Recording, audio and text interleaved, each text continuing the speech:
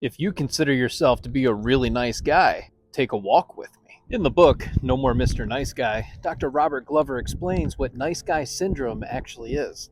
For many of you, you've been conditioned since you were a little boy to please others, to acquiesce to their needs, wants, and desires. It may have sounded like, be a good boy, or don't embarrass me. And over time, you were conditioned to accept that if you're good, there's a higher chance that your needs will get met, so that you could receive love, avoid conflict, and to be sure not to cause any problems. Don't cause any problems or else punishment.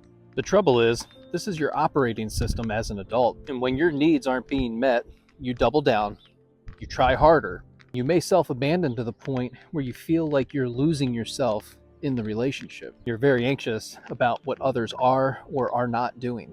Your thinking is often binary and leads to a self-fulfilling prophecy where people reject or abandon you. Of course, this leads you down a path of resentment. You often blame others and everything outside of you for your experiences instead of going inward to see how you contribute to this pattern. Occasionally, you might even ask yourself, what's wrong with me?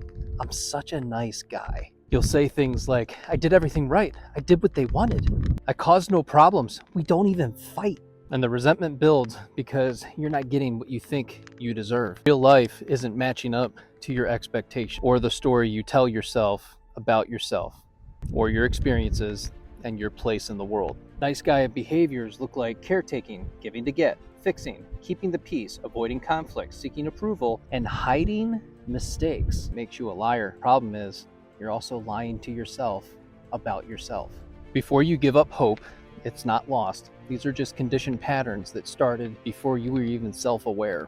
You have the power and the agency to start building your self-concept, even though it may not feel like you do. You can learn to grow beyond your current self-image and become your ideal self.